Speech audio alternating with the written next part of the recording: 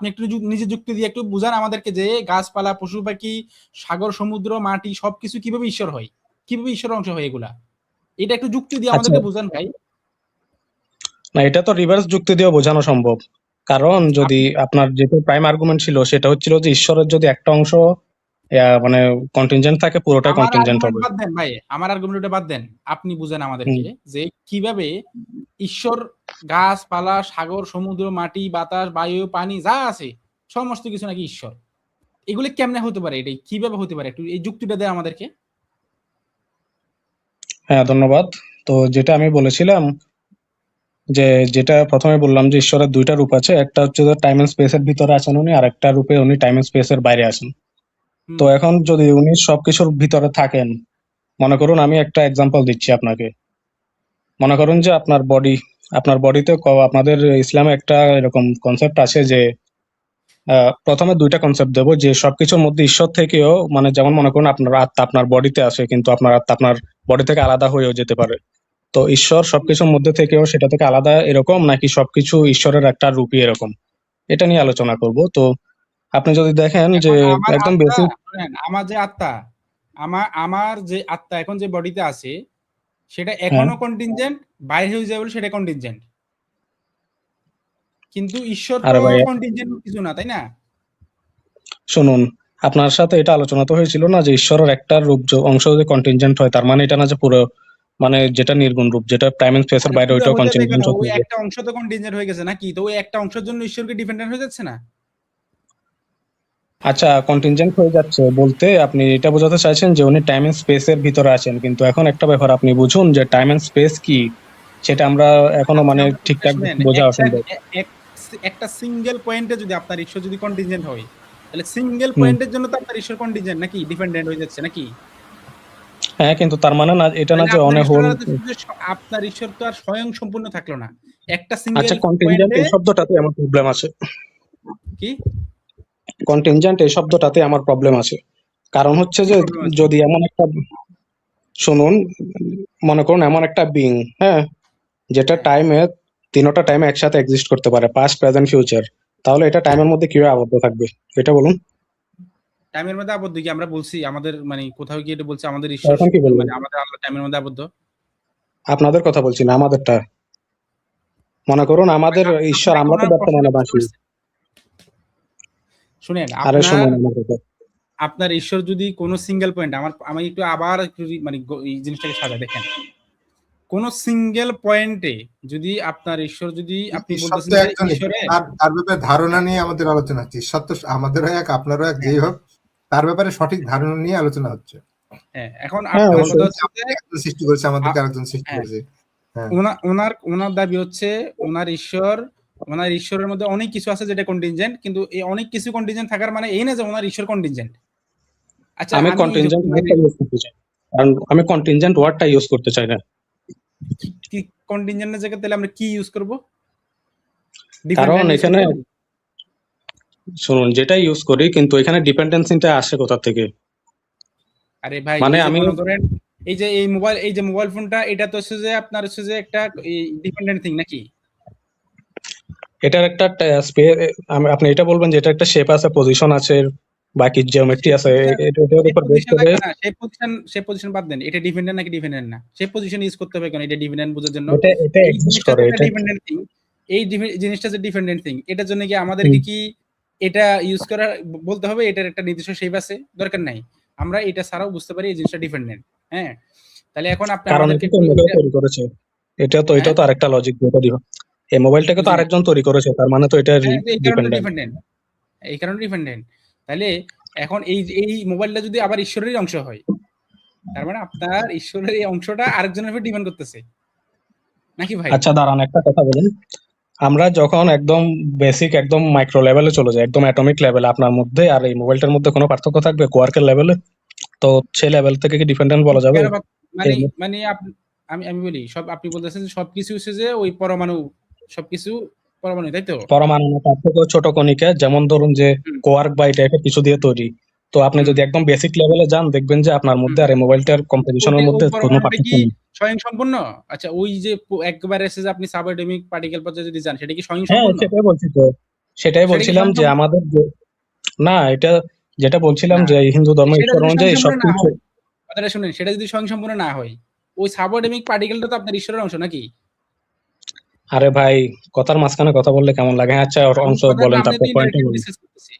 না আপনাকে, হ্যাঁ, আমরা বলেন। ইন্টারেক্টিভ ডিসকাস করতেছি। এখন তো হচ্ছে যে এখানে টাইম ফিক্সড আলোচনা হচ্ছে না। মানে আপনি যেটা বলতে চাচ্ছেন, সবকিছু হচ্ছে যে কি হুম। পরমাণু। মানে ওই যে সাবঅ্যাটমিক পার্টিকেল।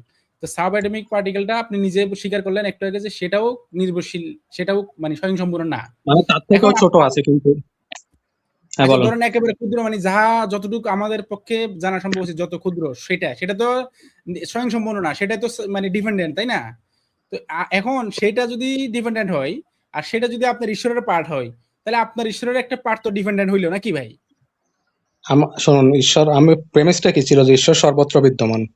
আমার যেটা পয়েন্ট ছিল যে সবচেয়ে যে ছোট কোয়ার্কটা আছে, মনে হুম। করুন সবচেয়ে ছোট একক বা যেটাকে ভাঙতে পারবেন, সেটা হচ্ছে সেটা ঈশ্বরের অংশ ভাবুন। তাহলে ঈশ্বরের মধ্যে কন্টিনজেন্সি কিভাবে আসবে? তো ওই এককগুলো যদি একত্রিত হয়ে একটা সাগর ওই তৈরি হোক, মোবাইল পরমাণুটা, তৈরি হোক, একটা। ওই পরমাণুটা কি হ্যাঁ, স্বয়ংসম্পূর্ণ কিনা? ওই পরমাণুটা তার অস্তিত্বের জন্য কি স্বয়ংসম্পূর্ণ, নাকি তারও একটা কোন একটা আইনের উপরে নির্ভর করা লাগে, বা কোন একটা স্পেসের উপর নির্ভর করা লাগে, কোন একটা মেকানিজমের উপর নির্ভর করা লাগে, কোনটা? অবশ্যই একটা প্ল্যাঙ্ক টাইমের আগে টাইম। কি আপনার এই পরমাণু ছিল? আচ্ছা, প্ল্যাঙ্ক আরে টাইমের আগে শুনুন। কি এই পরমাণু ছিল ভাই?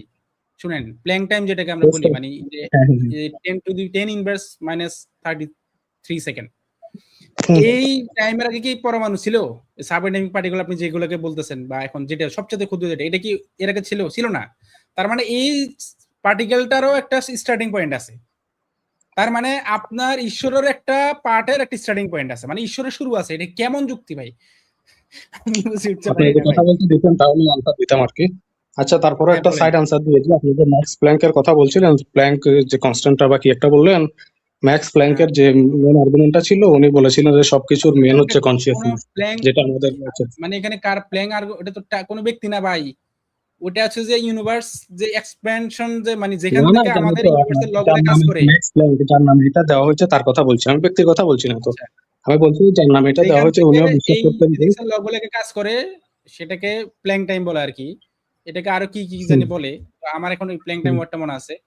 তো এই প্ল্যাঙ্ক টাইমের আগে তো আর এই যে আপনার যে ও পরমাণু বলেন আর যেটা বলেন না কেন, এগুলা তো আর ওই এর আগে তো ছিল না। এর আগে থাকলে আচ্ছা, তো একটা একটা প্রশ্ন আনসার ওখানে দিন। সেখানে ঈশ্বর নিজে, যদি যদি এমন হয় যে ঈশ্বর নিজেই সময়, মানে সময় কি সেটা তো আমরা জানি না। মনে করুন হ্যাঁ, ঈশ্বর, সময় ও ঈশ্বরের একটা প্রপার্টি, তাহলে তখন আপনার আনসার কি হবে বলুন একটু। সময় যদি ঈশ্বরের প্রপার্টি এরকম হয়, একটু এরকম সময় তো স্টার্টিং পয়েন্ট আছে ভাই। সময় তো শুরু আছে। তাহলে ঈশ্বরের একটা প্রপার্টি কেমনে শুরু হতে পারে? আর ঈশ্বরের ভাই। একটা প্রপার্টি শুরু হওয়ার মানে কি জানেন? আমি একটু শেষ করি ভাই। ঈশ্বরের একটা প্রপার্টি, যেমন ধরেন এই যে একটা মোবাইল ফোন, এই মোবাইল ফোনের একটা প্রপার্টি মনে করেন হচ্ছে যে কালো রং। এখন এই আপনি যদি বলেন কালো রঙের একটা শুরু আছে, তার মানে কি? তার মানে এই মোবাইল ফোনের সাথে একটা সময় কালো রংটা ছিল না। পরবর্তীতে সেটা এই মোবাইল ফোনের সাথে যুক্ত হয়েছে। কেন? কারণ হচ্ছে যে এই কালো রং তো সবসময় ছিল না। স্টার্টিং পয়েন্ট আছে, তাই না? তাইলে যদি এই মোবাইল ফোনের সাথে কালো রংটা যদি সবসময় না থাকে, তার মানে কি? তার মানে হচ্ছে যে একটা সময় এই মোবাইল ফোনের মধ্যে একটা কিছু লিমিটেশন ছিল। পরবর্তীতে সেই লিমিটেশনটা ফুলফিল হয়েছে নাকি ভাই? এখন ঈশ্বর, যাকে আপনি ঈশ্বর বলতেছেন, তার কোনো পার্ট, তার কোনো বৈশিষ্ট্য যদি মানে বিগিনিং এর মধ্যে অন্তর্ভুক্ত হয়ে যায়, টাইমের মধ্যে ইনক্লুড হয়ে যায়, তার মানে সেটা টাইম সাপেক্ষ বিষয়। তার মানে টাইম যতক্ষণ আছে সেটা আছে, টাইম যখন নাই সেটা নাই। তার মানে আপনার ঈশ্বরের ওই টাইমের সাথে এই সম্পর্কযুক্ত সেই পার্টটা বা সেই বৈশিষ্ট্যটা, সেটা টাইম যতক্ষণ আছে ততক্ষণ আছে। যখন টাইম ছিল না, তখন আপনার ঈশ্বরের মধ্যে ওই প্রপার্টি ছিল না। তার মানে টাইম লেস অবস্থানে আপনার ঈশ্বর ওই প্রপার্টি থেকে বঞ্চিত, মানে লিমিটেড, মানে সীমাবদ্ধতা ছিল। পরবর্তীতে টাইম আসার পরে ওই অংশটা ফুলফিল হয়েছে। তাহলে আপনার ঈশ্বরকে তো আপনি নিজে এখানে বলতেছেন যে তিনি একটা সময় স্বয়ংসম্পূর্ণ ছিলেন না। পরবর্তীতে টাইমের পরে ওই টাইমের যে বিষয়গুলো আছে সেগুলোর সাথে ইনক্লুড করে আপনি তাকে স্বয়ংসম্পূর্ণ বানাইলেন। একটা সময় স্বয়ংসম্পূর্ণ ছিলেন না, এখন স্বয়ংসম্পূর্ণ আপনি বানাইছেন। ইভেন আপনার যুক্তি অনুযায়ী এখন ইউনিভার্সের মধ্যে বা পৃথিবীর মধ্যে যা কিছুর অস্তিত্ব আসে নাই, সেইগুলো আপনার ঈশ্বরের পার্টের মধ্যে এখন নাই। পরবর্তীতে যেগুলো আসবে, যেমন ধরেন একটা সময় এই মোবাইল কে কল্পনা করতে পারে নাই, তখন আপনার ঈশ্বরের মধ্যে এই মোবাইলের এই অংশটা কিন্তু ছিল না, যেহেতু সবকিছু ঈশ্বর। কিন্তু এই যে যখন মোবাইল ফোনটা আবিষ্কার হয়েছে, তখন আপনার ঈশ্বরের মধ্যে একটা পার্ট নতুন করে যুক্ত হয়েছে। তার মানে যুক্ত হওয়ার আগে আপনার ঈশ্বর ছিল কি? লিমিটেড। পরবর্তীতে এই লিমিটেড অংশটা মোবাইল দিয়ে ফুল ফিলেছে। আবারও এখন আচ্ছা, মনে আনসার করেন কি এমন দিচ্ছি আমি। প্রযুক্তি, আমি একটু শেষ করে দিই। এমন প্রযুক্তি যেগুলো আজকে আমরা জানতে পারতেছি না, তার মানে আপনার ঈশ্বরের সেই পার্ট গুলো এখন কি মিসিং, কিছুদিন পর সেটা আবার হচ্ছে যে আমরা খুঁজে পাবো। মানে ঈশ্বর এমন একজন সত্তা যার অংশ হারাই যায়, যার অংশ নিখোঁজ থাকে। কি আর্গুমেন্ট ভাই, বলেন এবার আপনি। না শুনুন, না, ঈশ্বরের যে অ্যাট্রিবিউট গুলো আছে, ওনার যে নলেজ, উনি যে টাইম স্পেস এগুলো সৃষ্টি করেছেন, বিশেষ করে ওনার নলেজ, যেটা আপনাকে একদম ইজিলি বুঝিয়ে দিই। যেমন আল্লাহ পৃথিবীকে সৃষ্টি করার আগে, টাইম স্পেস কে সৃষ্টি করার আগে কি জানতেন না টাইম স্পেস কে সৃষ্টি করবেন? অবশ্যই জানতেন। জানতেন। আপনাকে দেখতে কেমন হবে সেটা কি আগে জানতেন না? অবশ্যই জানতেন। তো জানার জন্য তো একটা 3D স্পেস দরকার। তো উনি যদি আচ্ছা, ওই না না স্পেসে না, 3D স্পেসের জানার বাইরে জন্য থেকে স্পেস জানতে দরকার নাই পারবেন। ভাই। জানার জন্য হচ্ছে যে ব্রেইন দরকার, জানার জন্য হচ্ছে যে বুদ্ধি দরকার, সচেতনতা দরকার। দেখেন, আমি এখানে আপনার পার্থক্যটা আমি ধরে দিচ্ছি। দেখেন, আচ্ছা দাঁড়ান, একটু দাঁড়ান, আমি একটু জানি, দাঁড়ান। একটু বলি একটা শুনেন। মিনিট। আমি জানি এটা দিস ইজ, এই কালারটা কি ব্ল্যাক কালার, ওকে। বাট এই যে আমি যেটা জানি সেটা এবং ব্ল্যাক কালার দুটো কি আইডেন্টিক্যাল? বলেন, এটা তো না, আইডেন্টিক্যাল না। That's it. এটা যেহেতু আইডেন্টিক্যাল না, এখন ঈশ্বর যদি জানেন তিনি ইউনিভার্স সৃষ্টি করবেন, তিনি এই যে এই সবকিছু সৃষ্টি করবেন, তিনি এটা জানেন, তার জ্ঞানের মধ্যে এটা আছে, কিন্তু তার জানাটা আইডেন্টিক্যাল না, এই জিনিসটার সাথে আইডেন্টিক্যাল না। পরবর্তীতে তিনি এটা ক্রিয়েট করছেন, অর্থাৎ জ্ঞানটাকে তিনি বাস্তবায়ন করছেন, পরবর্তীতে এটা আলাদা একটা আইডেন্টিটিতে আসছে। বাট প্রথমে সেটা ঈশ্বরের জ্ঞানের মধ্যে ছিল সবকিছু। জ্ঞান আর আমি একটা একটা বড় জিনিস সমস্যা হচ্ছে, আর একটা বড় সমস্যা আমি দেখতে পাচ্ছি এখানে। দেখেন যে ঈশ্বরের তো জ্ঞান আছে, তাই না? কিন্তু সেই জ্ঞান হ্যাঁ, আপনার মধ্যে নেই, আপনার মধ্যে সেই জ্ঞান নেই, আমার মধ্যে সেই জ্ঞান নেই, শান্তনুর মধ্যে সেই জ্ঞান নেই। তাহলে ঈশ্বরের জ্ঞানটা কোথায়? সব জায়গায় তো সর্বত্র বিরাজমান না, বিদ্যমান না। তাহলে হ্যাঁ। ঈশ্বর কি কম্পোজিট? কারণ কোনো একটা অংশে ঈশ্বরের জ্ঞান আছে, অন্য অংশে ঈশ্বরের জ্ঞানটা নেই। আচ্ছা একটা প্রশ্ন আনসার দেবেন আমাকে না, ওই কাইন্ডলি, যে প্রশ্নতে, আপনার প্রশ্নের উত্তর না, যাবো, এই আপনার প্রশ্নটা রিলেভেন্ট টপিকে যাচ্ছি। ওইটা আপনার রিলেভেন্ট একটু ব্যাখ্যা টপিকে। করেন। না না, আমি যে প্রশ্নটা করলাম আপনাকে, হ্যাঁ, যে ঈশ্বরের একটা অংশের মধ্যে জ্ঞান আছে আর একটা অংশে জ্ঞান নেই, তাহলে ঈশ্বর কি কম্পোজিট? আমি কখন বললাম আরেকটা অংশে জ্ঞান নেই? আমি বললাম যে আরেকটা অংশ টাইম এন্ড আপনি কি স্পেসের মধ্যে। ঈশ্বরের মতো সবকিছু জানেন? না, আমি তো আমি ঈশ্বরের কি ব্যাপারে ঈশ্বরের সবকিছু মতো জানি না। সবকিছু জানি? নিশ্চয়ই জানি না। না, তাহলে আপনার যে জ্ঞান, আপনি যে ঈশ্বরের অংশ, আপনি ঈশ্বরের অংশ হওয়া সত্ত্বেও আপনার ঈশ্বরের যে গুণগুলো আপনার মধ্যে নেই। আপনি ঈশ্বর হলে তো ঈশ্বরের সব গুণ আপনার মধ্যে থাকার কথা। হুম। এই গুণটা, আপনি গুণ থেকে বঞ্চিত হলেন কিভাবে? হ্যাঁ, তো হ্যাঁ, এই ব্যাপারে শান্ত ভাইয়ের সাথে আলোচনা হয়েছিল। উনি বলেছিলেন যে ঈশ্বরের একটা অংশ যদি লিমিটেড থাকে, তাহলে মানে লিমিটেড মানে তো কন্টিনজেন্ট, ওনার আর্গুমেন্ট অনুযায়ী তো পুরো গডই তো কন্টিনজেন্ট হবে। কিন্তু কথা হ্যাঁ, হচ্ছে যে সেটা সঠিক নয়। কারণ ঈশ্বর, আপনার কারণ উত্তরটা এখানে আমি দেখেন, শুনতে চাচ্ছি ভাই, আপনার উত্তরটা শুনি। আপনি কেন ঈশ্বরের একটা গুণ থেকে বঞ্চিত? উনি সবকিছু জানেন, আপনি সবকিছু জানেন না, আমি সবকিছু জানি না। কেন আমি আগে তাহলে বলেছিলাম আপনার এই ধারণা অনুযায়ী আমাদের এই গুণ থেকে আমরা বঞ্চিত হলাম? এটা কিভাবে সম্ভব? হ্যাঁ, ধরুন যে একটা আপনি নলেজকে একটা সাগরের সাথে তুলনা করুন। ফিজিক্যাল না, নলেজ তো মানে টাইম মানে থিওরি কোনো কিছু না, নলেজ তো একটা আলাদা জিনিস। তো যদি আপনি নলেজকে একটা সাগরের সাথে তুলনা করেন, তাহলে দেখবেন যে সাগরের একটা বিন্দুর মধ্যে ধরুন যে পুরো সাগরের সমান নলেজ নেই, কিন্তু সেটা তারপরে সাগরের অংশ। তো কিছুটা এরকম, আপনি কি বুঝতে পারলেন? এখন কথা বুঝতে হচ্ছে যে পারিনি, আমি বরং এই টপিকে কথা বলতে বরং আসলে আরো আমার সমস্যা দেখতে পাচ্ছি, বরং আরো উল্টো সমস্যা দেখছি। যে আপনি বলছেন ঈশ্বর সবকিছু মিলে উনি সবকিছু জানেন। হ্যাঁ, যেহেতু উনি ক্ষুদ্র ক্ষুদ্র বিন্দুতে উনার সেই জ্ঞানটা নেই। বুঝতে পেরেছেন? আপনার ঈশ্বরের জ্ঞান হচ্ছে সবকিছু মিলিয়ে ওভারঅল উনার জ্ঞানটা আছে, কিন্তু কোনো একটা অংশে ঈশ্বরের এরকম পুরো জ্ঞানটা নেই। তাই তো? এটা তো আপনি বলতে চাচ্ছেন। আমাদের মধ্যে নেই, বুঝতে পারলেন? মানে না না, আমাদের কার মধ্যে আছে কনসিয়াসনেস। ভাই? প্রতিটি বিন্দুতে তো ঈশ্বরের পুরো জ্ঞানটা নেই। আপনি যদি দেখেন এই বিশ্ব জগতে প্রতিটি বিন্দু বিন্দু যেগুলো আছে, তার মধ্যে ঈশ্বরের পুরো জ্ঞানটাই নেই, কারো কাছে নেই। প্রতিটি অংশ তো বিন্দু বিন্দু দিয়ে তৈরি, তাহলে প্রত্যেকটা অংশের মধ্যে ঈশ্বরের কোনো জ্ঞান নেই। বুঝতে পেরেছেন? একটা হ্যাঁ, বিন্দুর মধ্যে যদি ঈশ্বরের পুরো জ্ঞান না থাকে, আরেকটা বিন্দুর মধ্যে ঈশ্বর না থাকবে না। এমনকি এভাবে যদি আপনি যান, প্রতিটি বিন্দু যদি আপনি এভাবে অণু, পরমাণু, কোয়ার্টস, গ্লুয়ন, হেপ্টন, লেপটন, যা আপনি এইসব কোয়ান্টাম পার্টিকলসে চলে যান, সবগুলোর নাম তো আমার মনে নেই। এখন কথা হচ্ছে, তাহলে এগুলোর মধ্যে ঈশ্বরের পুরো জ্ঞান নেই। তাহলে প্রতিটি যে সাব আল্টিমেট পার্টিকল আছে, এর একটার মধ্যেও কিন্তু ঈশ্বরের পুরো জ্ঞানটা নেই। তাহলে ওভারঅল ঈশ্বরের কোনো জ্ঞানই নেই, কারণ এই বিন্দুগুলোর মধ্যে কোনো জ্ঞান নেই, ঈশ্বরের পুরো জ্ঞান নেই। এই সমষ্টিগুলোর মধ্যে সেরকম কোনো জ্ঞান আসবে না। বুঝতে পেরেছেন? কারণ এগুলো নিয়েই তো সমষ্টিগতভাবে পুরোটাই হয়েছে, পুরোটাই তো ঈশ্বর। কিন্তু এর মধ্যে যদি প্রতিটি অনুপরমাণু কোয়ান্টাম যে সাবঅ্যাটমিক পার্টিকেল যেগুলো আছে, এগুলোর মধ্যে ঈশ্বরের কোনো পুরো জ্ঞান নেই, তাহলে কালেকটিভলি তাদের মধ্যে কোনো জ্ঞান নেই, পুরো জ্ঞান নেই। এটা কন্ট্রাডিকশন একটা হয়ে গেল আপনার। তাহলে ঈশ্বর তো মনসুর ভাই, এরকম পুরো জ্ঞান হতে পারে না। মনসুর ভাই, আরেকটা জিনিস, আর অনুপরমাণু গুলো তো আইনের অধীন, স্রষ্টা কি আইনের অধীন হয়ে যাবে তাহলে? অনুপরমাণু গুলো আইনের, প্রাকৃতিক আইনের অধীন, স্রষ্টাও তো আইনের অধীন হয়ে যাবে। প্রশ্নটা আসবে, দেখুন আইনের অধীন বলতে কি বোঝাতে চাইছেন আপনি? আইনের অধীন, আইনগুলো তো স্রষ্টা নিজেই ক্রিয়েট করেছেন। চুম্বকের বিপরীত মেরু যে নিজেদেরকে আকর্ষণ করে বিকর্ষণ করে না, এটা তো স্রষ্টা নিজেই বানিয়েছেন। এই আইনগুলো তো আলাদা না। তো উনি যদি নিজের বানানো আইন ফলো করেন, এখানে প্রবলেমটা কি? যেমন উনি, না, আপনি ফিজিক্সের ল বাদ দেন, উনি যে মনে করেন মুমিনদেরকে সাহায্য করবেন, জাজমেন্ট করবেন, একটা ল অনুসরণ করবেন, তাহলে উনি তো ল অনুসরণ করতেই পারেন। কিয়ামতের দিন উনি একটা ল অনুসরণ করবেন না, কিভাবে মানুষকে জান্নাত জাহান্নামে পাঠাতে হয়, তো উনি কি ল এর অধীনে হয়ে যাবেন না? কারণ ওই ল তো উনি নিজেই বানিয়েছেন। অধীন আপনি হবেন না। কি উনি কর্ম, উনি প্রত্যেকটা যে ল অফ কর্মা, যে জায়গায় কর্মের যে নিয়মটা, এটা কি আপনি বিশ্বাস করেন? ল অফ কর্মা, হ্যাঁ, অবশ্যই। কর্মফল, এটা কে তৈরি করেছে? ঈশ্বর। আপনি শিওর ঈশ্বর কি কর্মফল তৈরি করছেন নিজে, নাকি ওটা ওটার সরি, বাইরে? আমরা নিজেদের কর্মের মাধ্যমে নিজেদের ফল তৈরি করেছি, মানে সেই ঈশ্বর কি কর্মের ফলে। এই কর্মের অধীন? না না, উনি অধীন নন। উনি অধীন নন। তাহলে কেন এরকম আমরা শুনি আপনাদের শাস্ত্রে এরকম বিভিন্ন যে পরিচয় আছে, যে বিষ্ণু বলেন, মোহিনী বলেন, তারা কিন্তু দেখা যায় কি অভিশপ্ত হয়ে যান অন্য কারোর মাধ্যমে। বিভিন্ন এরকম অনেক ব্যক্তি ওদেরকে কৃষ্ণকে অভিশাপ দিয়েছেন, অভিশপ্ত হয়ে গেছেন, বিষ্ণুকে অভিশপ্ত দিয়েছেন, এই যে তুলসীর কথাটা আসছে, অভিশাপ হয়ে ওনারা নিজে অভিশপ্ত হয়ে গেছেন, নিজেই এই কর্মের ফুল বুক করছেন, অধর্ম করছেন। ঈশ্বর যদি এরকম মহান হয়ে থাকেন, তাহলে অধর্মের প্রমাণটা আসছেন কেন? অধর্ম কেন দেখা যাচ্ছে ঈশ্বরের মধ্যে? ঈশ্বর কি অধর্ম করতে পারে? নিশ্চয়ই না পারেন না, না। অবশ্যই না। এটা হিন্দু ধর্মে একটা লীলার কনসেপ্ট আছে, বুঝতে পারলেন? না, হিন্দু ধর্মে এই একটা লীলার কনসেপ্ট কনসেপ্ট, আছে লীলা। এটা তো একটা একজনের, এটা retrospective justification which doesn't even fit.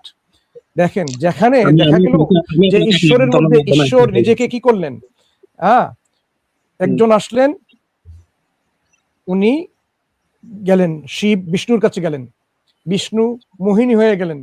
এই মোহিনী এমন একজন সুন্দর রূপ নিলেন যে এই শিব তার মোহে রূপে মুগ্ধ হয়ে তার দিকে, এই যে হাতি যেভাবে একটা হাতি নিয়ে পিছনে দৌড়ে, এভাবে পিছনে দাওয়া করতে শুরু করলেন। এই যে ঈশ্বর নিজেই এরকম করেন, এটা কি ধর্ম নাকি অধর্ম? আচ্ছা, আমি আনসার দিচ্ছি। সেটা হচ্ছে যে হিন্দু ধর্মে আপনাকে কয়েকটা কনসেপ্ট আগে ক্লিয়ার করে দিই। একটা মিনিট দেবেন কাইন্ডলি, একটু ইন্টারাপ্ট করবেন না। সেটা হচ্ছে যে হিন্দু ধর্মে ঈশ্বর আর দেবতা, এই দুইটা, মানে গড আর ডেমি গড, এই দুইটার কনসেপ্ট আলাদা। আমরা যেগুলো বলি ইন্দ্র, বায়ু, অরুণ বা বরুণ, অথবা শিব, কার্তিক, গণেশ, এগুলো হচ্ছে দেবতা, সুপ্রিম লর্ড নন এরা। আমরা এটা বিশ্বাস করি যে শ্রীকৃষ্ণ আর শ্রীরাম হচ্ছে মানে টাইম এন্ড স্পেসের ভিতর, যেটা বললাম, সুপ্রিম লর্ডের সর্বোচ্চ রূপ। আর আপনি যেটা বললেন যে মানে ওনারা যে এগুলোর মধ্যে মানে অভিশপ্ত হন, মানে এগুলো গডের বৈশিষ্ট্য কিভাবে হতে পারে যে ওনারা অভিশপ্ত হন? এখন হিন্দু ধর্মের ফিলোসফিটাকে আসলে এটা একটা বিশাল ফিলোসফি, এটাকে মানে সামান্য একটু ডিসকাশনে করা যাবে না। তারপরে যদি আমি শর্টলি বলি, আমরা যা দেখি, মানে মানে একদম ইজিলি বলে দিই সবগুলো আর্গুমেন্ট, যে আমরা মনে করুন প্রকৃতিতে দেখি যে গাছ সবুজ, বা আমরা কোনো কিছুকে ধরলে শক্ত নরম এগুলো ফিল করি, বা শব্দ শুনতে পাই। শব্দের কি কোনো প্র্যাকটিক্যাল এক্সিস্টেন্স আছে? অফকোর্স নয়, এগুলো ফ্রিকোয়েন্সি যেগুলো কান ডিটেক্ট করে। রঙের কি কোনো এক্সিস্টেন্স আছে প্রকৃতিতে? Of course not. তো রিয়ালিটি কি? সে রিয়ালিটি আমরা কম্প্রিহেন্ড করি যেটা সেটা। যেমন আমি এটা ধরছি, আমি বুঝতে পারছি 3D, কিন্তু এই 3Dটাও আসলে কি রঙের মতো? এটাও কি নন এক্সিস্টেন্স নাকি এক্সিস্টেন্স? সেটার ব্যাপারেও সায়েন্টিস্টদের মধ্যে বিশাল একটা আছে, বুঝতে পারলেন? মানে তো মানে আপনি কি বলতে এটা চাচ্ছেন সবকিছু মায়া, এটা বলতে আমি চাচ্ছেন? কিন্তু মোটেই বুঝতে হ্যাঁ হ্যাঁ পারিনি। আমি আপনাকে জিজ্ঞেস করলাম, আমি ব্রহ্মা আনসার দিচ্ছি বিষ্ণু ভাই। শিবা, হ্যাঁ ব্রহ্মা বিষ্ণু হ্যাঁ, শিবা, ওরা কিন্তু আপনার মতে ওরা এটা কি ঈশ্বর নন? আমাদের মধ্যে শিব আর ব্রহ্ম এই দুজন ঈশ্বর নন, এরা দেবতা। কিন্তু যিনি বিষ্ণু, উনি পরম ব্রহ্মের যেটা সগুণ রূপ, ওইটা মানে বিষ্ণু। বিষ্ণু তো মানে মোহিনীর রূপ ধারণ করলেন ভাই শিবের সাথে, হ্যাঁ। একই সেশনে, হ্যাঁ, শিব হুম, এবং বিষ্ণুর মধ্যে কথা হচ্ছে। তাহলে হুম। বিষ্ণু কি শিবকে তৈরি করেছেন? নাকি উনার বিষ্ণু নিজেরই অংশ? শিব বিষ্ণু নিজেরই অংশ সত্যি বলতে। নিজেরই অংশ। কারণ যেহেতু আচ্ছা, মানে হ্যাঁ। মানে যে তা- আমরা তো বিশ্বাস করি সব ঈশ্বরের অংশ, তো সেই হিসাবে বললাম আর কি। আর আচ্ছা, কিন্তু পাওয়ারের আলাদা দিক কেন থেকে নিজের অংশ করতেছেন? না, পাওয়ারের দিক থেকে আলাদা কেমনে করতেছেন? যদি নিজে একই অংশ হয় সবকিছু। মানে যেটা জগতে তো যেটা আমি বললাম, ঈশ্বর ব্যতীত অন্য যেটা আমি কিছু বললাম উপস্থিত যে নেই। রিয়েলিটিকে মানে কম্প্রিহেন্ড মনসুর করার ভাই, জন্য আচ্ছা আমরা মানসুর ভাই এবং আমার মধ্যে কোনো হ্যাঁ, পার্থক্য আছে? মানে আমরা কি আলাদা নাকি আমরাও এক? অবশ্যই আলাদা, মানে আপনাদের কেমনে ভাই? কনসিয়াসনেস আমরা আলাদা। আমরা সবাই তো আলাদাটা তো কোথা থেকে ঈশ্বরের আসছে? অংশ। আলাদার উৎসটা কি আমিও হচ্ছে ঈশ্বরের অংশ, বুঝতে মানসুর ভাই ঈশ্বরের অংশ, সারোয়ার ভাই ঈশ্বরের অংশ, তামিদ ভাই সবাই ঈশ্বরের অংশ। তাহলে আচ্ছা। আমরা তো সবাই আপনি ঈশ্বরই কি হয়ে গেলাম শান্ত আমরা। ভাইকে উপাসনা করেন? শান্ত ভাইকে পূজা করেন? না, অবশ্যই না, কারণ আমরা তো কেন? ঈশ্বরের সবকিছু অংশ, তার মানে এটা না যে যে কোনো কিছুকে পূজা করা শুরু করি, এটা একটা ভ্রান্ত ধারণা। কেন করেন না ঈশ্বরের ভাই? অংশ ঠিক কেন আছে, করবেন না? কিন্তু কিন্তু যেটা হ্যাঁ, বলেন বলেন বলেন। ঈশ্বরের অংশ ঠিক আছে, কিন্তু ঈশ্বর যে বলতে যে কনসেপ্টটা বোঝায়, যেটার unlimited knowledge, unlimited mercy, unlimited power, ওইটা না আপনারা। এখন আপনারা যদি এসে মনে করেন ওই আনলিমিটেড বিইংটা তো আমরা খুঁজে পাচ্ছি না। না আমরা না খুঁজে পাচ্ছি না, শুধু ওই এই বিন্দু, এই কণা, ভাই, পরমাণু, কোয়ার্কস, এগুলো খুঁজে পাচ্ছি। আর তো কোনো না কিছু ওই খুঁজে পাচ্ছি না। আমাদের ভাই যেটা হলো যে আপনি যেটা বলছিলেন যে আপনি কোয়ার্কের যে উদাহরণ যে বললেন যে আইন কানুন নিজেই তৈরি করছে, নিজেই প্রযোজ্য, তো এই যে শান্ত ভাইকে আপনি কি করে মনে করছেন যে সর্বগুণে গুণান্বিত না, দয়া মায়া নাই? উনি তো আসলে সমস্ত দয়ার আধার, উনি সমস্ত শক্তির আধার, উনি নিজেকে সীমিত করে রেখেছেন ওইভাবে, তাই না?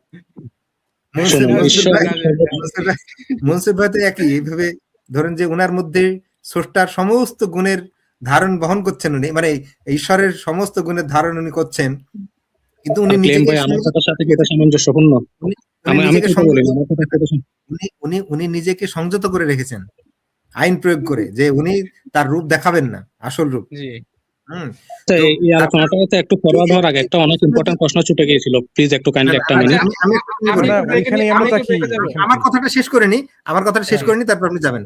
দিয়ে আমি বলছি যে এই যে মনসুর ভাই, তারপরে শান্ত ভাই, এরা যে আলাদা আলাদা মনে করছেন, আলাদা দেখতে পাচ্ছেন, দু জায়গায় আলাদা আলাদা স্ক্রিন আলাদা জায়গায় আছে, আদতে কিন্তু এটা আলাদা না, একই জায়গায় আছেন, কিন্তু ওই দূরত্বটা আমাদের কাছে একটা মায়া স্বরূপ তৈরি করে রেখেছেন উনারাই। এটা একটা লীলা ভাই, আপনি বুঝতে পারছেন না। জি না। হ্যাঁ। এবং এবং এবং কি আমরা তো জিনিস সবাই দেখুন, ঈশ্বর এই যে যার যার মতো, ঠিক আছে? এবং এই যে আপনি যে বলবেন, আরে যে ভাই, আপনি আপনারা যে কিসব বলবেন বিতর্ক যে দিচ্ছেন না, এগুলো বুঝতে এটা পারছি না। আপনি যে বলবেন না, এটা তো কম্পিউটারে তৈরি করে রেখেছে, বা শান্ত ভাইরা বা মনসুর ভাইরা মানে অন্য কোথা থেকে পেয়েছে, এরকম না। এই বন্ধনগুলো কেবলমাত্র যেহেতু বিশ্বে সবকিছু ঈশ্বরের অংশ, ঈশ্বর ব্যতীত কোনো কিছুর আসলে অস্তিত্ব নেই, সবই মায়া টাইপের। তো সুতরাং এগুলো আসলেই ঈশ্বরই এগুলো করছেন, অন্য কোনো থেকে আসেনি। আমাদের কথা অমান্য করা হচ্ছে ঈশ্বরের কথা অমান্য করা, ঠিক কিনা? আমি তো এটা বলিনি যে আমার ঈশ্বর যে আপনাদের কোনো ফ্রি উইল দেয়নি, বা আপনাদের কনসিয়াসনেস আর আরে ঈশ্বরের ভাই, ফ্রি উইল কনসিয়াসনেস আসবে কেন? ফ্রি ফ্রি উইল উইল আসবে আরে কোথা ভাই, থেকে? ফ্রি উইল থাকলে তাহলে ঈশ্বরের অংশ হলে আপনাকে হয়ে গেল। মানতে হবে, অবাধ্য হতে হবে। আপনি অবাধ্য হবেন কিভাবে? অবাধ্য হওয়া কি সম্ভব? আরে ভাই শুনুন, ঈশ্বরের অংশের মধ্যে কি ফ্রি উইল সম্ভব? বলেন তো।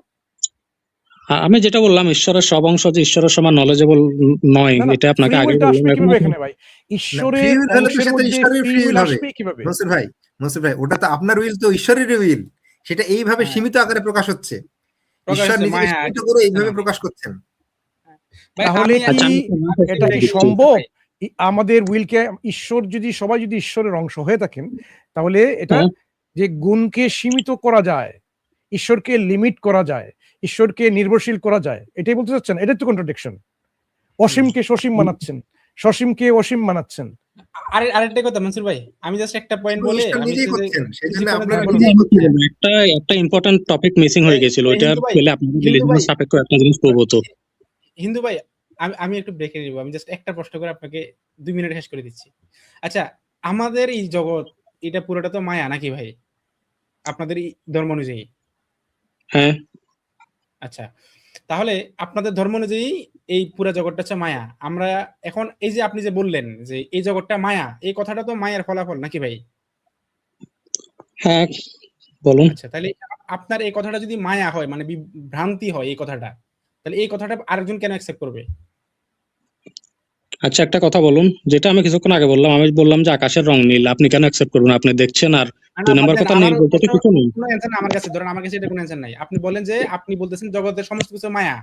এখন আপনি যে হ্যাঁ, আইসা বলতেছেন এটা হচ্ছে হিন্দু ধর্মের কিতাব, এটা হচ্ছে ঈশ্বর, এটা শিব, এটাকে অনুসরণ করতে হবে, বা আপনি যে এই দাবিটাই করতেছেন যে জগৎ হচ্ছে মায়া, এই প্রত্যেকটা দাবিকে এগুলো তো মায়া, এই দাবিগুলো তো মায়া, মানে ভ্রান্তি, মানে এগুলো মিথ্যা।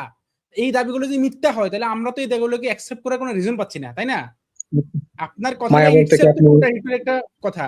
যে আপনার ধর্মগ্রন্থ দেখেন, আপনার ধর্মগ্রন্থ এমন একটা কথা বলতেছে যে কথাটা নিজেই নিজের সাথে কন্ট্রাডিক্ট করতেছে। যে আপনার ধর্মগ্রন্থ বলতেছে আরে ভাই, যে যদি সমস্ত কথা কিছু বলতে না মায়া। দেন তাহলে কন্ট্রাডিক্ট করবো না। আচ্ছা, এরপরে আরেকটা বলেন। কথা হচ্ছে ভাই, শান্ত এই ভাই, যে ভাই আপনার যেভাবে কথা উপস্থাপন করছেন শান্ত সেভাবে। ভাইয়ের কথা ধরে আমি একটা বলছি, যেহেতু সবকিছু ঈশ্বর, তাহলে ঈশ্বরের কাছ থেকেই এসেছে কোরআন, তাই না? আল কোরআন হ্যাঁ, যে ঈশ্বরের কাছ থেকে এসেছে, কারণ ঈশ্বর ছাড়া তো হ্যাঁ, কোনো হ্যাঁ, কিছু নেই। সুতরাং অবশ্যই। কোরআনটা যখন এসেছে নিশ্চয়ই ঈশ্বরের কাছ থেকে এসেছে, তাই না? হ্যাঁ, যেমন ব্যাদ তেমন। হ্যাঁ, বলুন, আমার আনসার আছে এটার, না, না, বলুন। আপনাকে আমি প্রশ্নের উত্তরটা আমি শুনতে চাচ্ছি। যেহেতু হ্যাঁ, সবকিছু এসেছে এসেছে। ঈশ্বর, কোরআন যেহেতু এসেছে, এটা তো বাইরে থেকে আসেনি, নিশ্চয়ই ঈশ্বরের কাছ থেকে এসেছে, তাই না?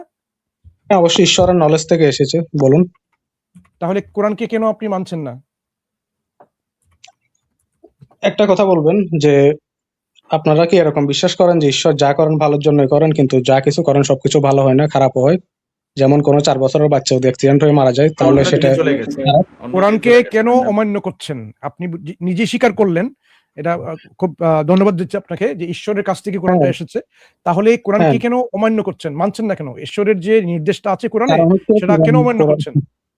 হ্যাঁ, কারণ কোরআনের লিমিট আনলে, মানে কোরআনের যে ঈশ্বরের গডের মডেলটা আছে সেটা পারফেক্ট নয়। আর সেটা একটা আরে ভাই, লিমিটেড ঈশ্বরের কাছ থেকে আসতে দিয়েছে। পারফেক্ট হবে না কিভাবে? এটা কি যুক্তিসঙ্গত হবে? যে জিনিসটা ঈশ্বরের কাছ থেকে এসেছে সেটা পারফেক্ট না হয়ে যাবে কিভাবে? এটা তো ইমপারফেক্ট হতে পারে না। ভাই। আরে ভাই, এগুলো সবকিছুর আনসারের জন্য আমি বলছিলাম যে একটা অত্যন্ত ইম্পর্টেন্ট প্রশ্ন আগে ছুটে গিয়েছিল, ওইটার আরে সাথে বা, এগুলো আপনি ওইখানে সবকিছু যাচ্ছেন। link। আপনি যখনই একটা প্রশ্নের উত্তর আপনার কাছে আসলে মনে হচ্ছে যে আসলে আপনার কনসেপ্টটা ঠিক না, ওইখানে আচ্ছা, আপনি আমি ওই বলছি, দিকে আমি যাচ্ছেন। আপনাকে জানি, আর এটা হ্যাঁ, আনসার দিচ্ছি, আমি যেহেতু কোরআনকে মানছি। কোরআন ঈশ্বরের কাছ থেকে এসেছে আপনি স্বীকার করলেন, এই জন্য আপনাকে ধন্যবাদ দিচ্ছি। এখন ঈশ্বর কি মিথ্যা কথা বলতে পারে? না, তাহলে কোরআন তো নিশ্চয়ই মিথ্যা কথা বলছে না। তো পৃথিবীর সব নলেজের উৎস ঈশ্বর, সেজন্য মানে কোরআনের নলেজও ঈশ্বর কাছ থেকে এসেছে। কোরআনে তো ভুল থাকতে পারে না ভাই, ঈশ্বরের কাছ থেকে আসলে তো এটা ঈশ্বর তো মিথ্যা কথা হ্যাঁ, বলতে সেই পারে না। লজিকে বেদও তো ভুল নেই, কারণ বেদও তো ঈশ্বরের কাছ থেকে এসেছে, কিন্তু হ্যাঁ, মানে সেই লজিকে এখন আপনার যদি কোরআনের এটা প্রসঙ্গে জরুরি। আমরা বলছি, আপনি তো আমাদের স্ট্রিমে এসেছেন যেখানে বলা হচ্ছে কোরআনে কি ভুল থাকা সম্ভব। এখন তাহলে আপনি স্বীকার করলেন যে কোরআনে ভুল থাকতেই পারে না, কারণ এটা ঈশ্বরের কাছ থেকে এসেছে এবং কোরআনে কোনো ভুল নেই, বরং কোরআন হচ্ছে সম্পূর্ণ সত্য, এর মধ্যে কোনো মিথ্যার কোনো প্রশ্ন আসতে পারে না। ঠিক কিনা? ঠিক কিনা? আপনি কি এটা একমত এখন যে কোরআনে কোনো ভুল থাকতে পারে না, সম্পূর্ণ সত্য, কারণ ঈশ্বরের কাছ থেকে সেটা এসেছে? আপনাকে বারবার ইন্টারাপ্ট করলে যদি বলেন, আমাকে যদি বিভিন্ন কথা বলেন, কি বলবো? না, না, হতে একই পারে না, প্রশ্ন আমি করছি, কেন আনসার দিচ্ছি? একই প্রশ্ন করছি, বারবার করছি, হ্যাঁ, একটা অবশ্যই। প্রশ্নই উত্তর দেন এখন। হ্যাঁ, অবশ্যই ভুল থাকতে পারে কোরআনে। কিভাবে ভাই? ঈশ্বরের কাছ থেকে কোনো একটা জিনিস আসতে কি ভুল ভুল থাকতে পারে? আচ্ছা, একটা কথা বলুন, সংস্কৃত ল্যাঙ্গুয়েজ ঈশ্বর ক্রিয়েট করেছেন, আপনি বেদের নলেজ ঈশ্বর এই ক্রিয়েট প্রশ্নের উত্তরটা করেছেন। দেন যে হুম, যা কিছু ঈশ্বরের কাছ থেকে আসে সেটার মধ্যে কি হুম। ভুল থাকতে পারে? যদি সরাসরি ঈশ্বরের কাছ থেকে আসে, মানে যদি আরে ভাই, পরিপূর্ণ হিসেবে সবকিছুতে আসে, ঈশ্বর। হুম, সরাসরি আসবে না, হুম। কিভাবে আসবে? সবকিছুতে ঈশ্বর। আপনার ধারণা অনুযায়ী সবকিছু ঈশ্বর। সুতরাং ঈশ্বরের কাছ থেকেই তো এসেছে। এখন না, না, এটা সবকিছু যখন ঈশ্বরের এসেছে ভুল ঈশ্বরের বুঝছেন কাছ আপনি। থেকে, এর মধ্যে কি ভুল সবকিছু থাকতে ঈশ্বর পারে? নয়, সবকিছু ঈশ্বর নয়, সবকিছু ঈশ্বরের সবকিছু অংশ, ঈশ্বর না? সবকিছু ঈশ্বর নয়। না, সবকিছু ঈশ্বর সবকিছু না। ঈশ্বরের অংশ। না, সবকিছু ঈশ্বরের অংশ, সবকিছু পাওয়ারের দিক থেকে ঈশ্বর নয়।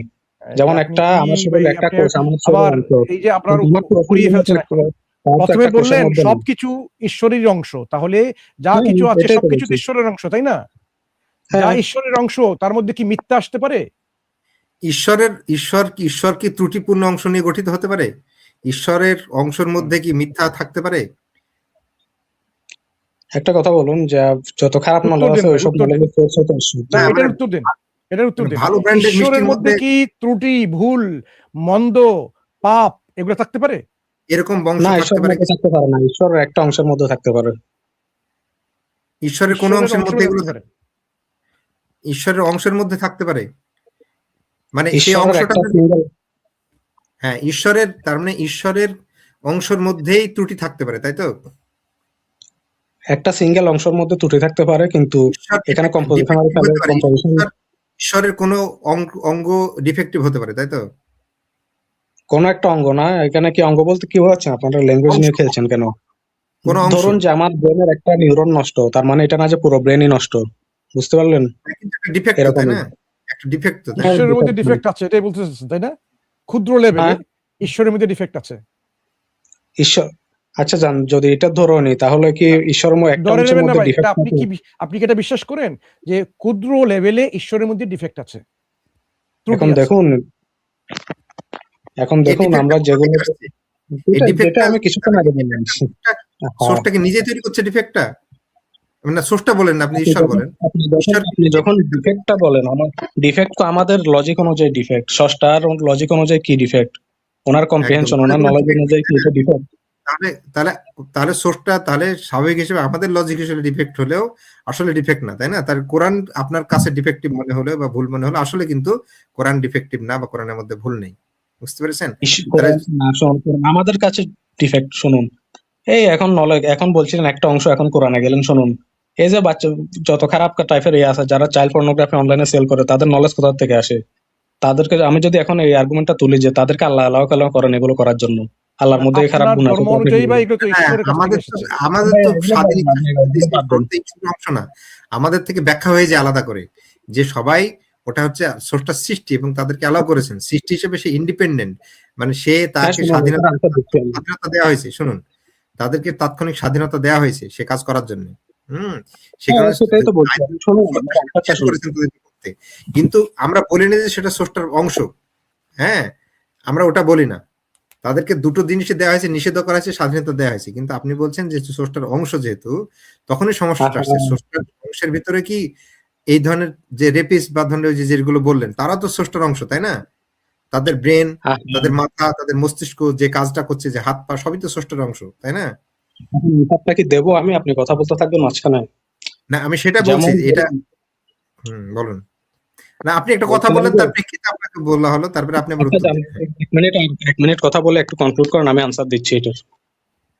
না, ওইটার আনসার দেন আগে, যে আপনি বিশ্বাস করেন সনাতনী হয়ে যে আপনার ঈশ্বরের মধ্যে ক্ষুদ্র লেভেলে অনেক ত্রুটি আছে, ডিফেক্ট আছে, ঘাটতি আছে, পাপ আছে, সমস্যা আছে, মন্দ আছে, এটা আপনি বিশ্বাস করেন, এটাই আপনি বলেন। এটা কি আপনি কি আসলে মনে প্রাণে সেটা বিশ্বাস করেন যে ঈশ্বরের আমি মধ্যে? এটা কখনো বলি না, আমি যেটা বললাম যে ঈশ্বরের আমাদের স্ট্যান্ডার্ড যেগুলো ডিফেক্ট, যেগুলো খারাপ, ঈশ্বর তো এমন কোন সোর্স না যেটা খারাপ বা ভালোর মধ্যে সীমাবদ্ধ। কথাটা কি বুঝতে পারলেন? আর আপনার আরে ভাই, প্রশ্নটা আনসার দিচ্ছি আমি। শুনুন, আপনারা ডিফেক্ট তো কোনো এথিস্ট হিসেবে ডিফেক্ট প্রশ্ন কি করছেন না, একজন আপনি কি মনে মুসলিম করেন, হিসেবে আপনি করছেন। কি মনে করেন যে এরকম যে উদাহরণ আপনি দিলেন ওটা ডিফেক্ট না? ঈশ্বরের কাছে সবকিছু এটা পূর্ণ, পাপ না? আরে ভাই শুনুন, পূর্ণ ন্যায় পাপ অন্যায় যেটা বলে আমি ঈশ্বরের কাছে, ন্যায় অন্যায় বলে কিছু আছে ঈশ্বরের অবশ্যই কাছে? আছে, ন্যায় অন্যায় আছে, কিন্তু সেটা তো আমাদের সাথে করার জন্য। উনি কি ন্যায় অন্যায় দ্বারা প্রভাবিত?